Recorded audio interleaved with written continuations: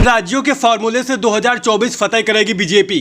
150 से ज्यादा सीटों के लिए तैयार हुआ मोदी प्लान। तो वहीं यूपी में इंडिया गठबंधन के अरमानों पर पानी फेरने के लिए तैयार है मायावती। बसपा के अलग लड़ने का होगा तगड़ा असर, बिगड़ जाएंगे पूरे के पूरे समीकरण।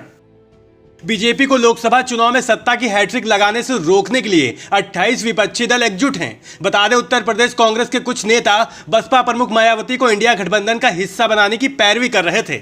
यूपी कांग्रेस नेताओं ने मल्लिकार्जुन खड़गे, राहुल गांधी और प्रियंका गांधी की मौजूदगी में भी बसपा से गठबंधन किए जाने की वकालत की। कांग्रेस का बसपा के प्रति झुकाव को देखते हुए सपा ने मंगलवार को इंडिया गठबंधन की बैठक में कांग्रेस से स्टैंड क्लियर करने की बात उठाई।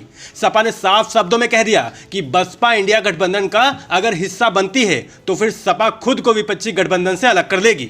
वहीं सपा द्वारा उठाए गए सवाल पर कांग्रेस अध्यक्ष मल्लिकार्जुन खड़गे ने साफ किया कि अखबार की खबरें हैं, कांग्रेस से बसपा की कोई बात नहीं हो रही। हमारा उत्तर प्रदेश में बसपा के साथ गठबंधन का कोई इरादा नहीं है। कांग्रेस पार्टी यूपी में अखिलेश यादव के नेतृत्व में ही चुनाव में जाएगी। खड़गे ने इतना तक कह दिया कि यूपी में सीट शेयरिंग का फॉर्मूला भी अखिलेश यादव तय करेंगे। बसपा से अलग लड़ने का होगा असर। बसपा के अकेले चुनाव लड़ने का खामियाजा 2022 के चुनाव में सपा को उठाना पड़ा था। इसकी वजह यह है कि बसपा के अकेले चुनाव लड़ने से विपक्षी वोट का बिखराव हो सकता है। यूपी में बसपा के पास अभी भी 13% वोट है, जिसमें दलित वोटों का बड़ा हिस्सा है, खासकर जाटव समुदाय का। बसपा कई सीटों पर मुस्लिम कैंडिडेट उतारेगी तो उसके चलते मुस्लिम वोटों का बिखराव होगा और साथ ही जिन सीटों पर विपक्षी गठबंधन मजबूत नजर आएगा उन सीटों पर दलितों का झुकाव बीजेपी की तरफ हो सकता है।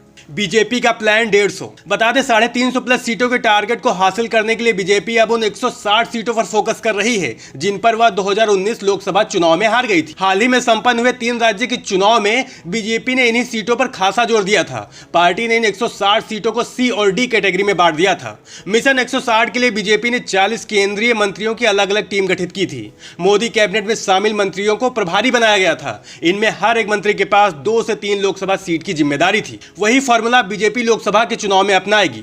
संसद का शीतकालीन सत्र खत्म होते ही प्रधानमंत्री नरेंद्र मोदी प्रचार की कमान संभालेंगे। वैसे आपको क्या लगता है, मायावती किसका खेल खराब करेंगी? हमें कमेंट करके बताएं और हमारे चैनल को जरूर सब्सक्राइब करें।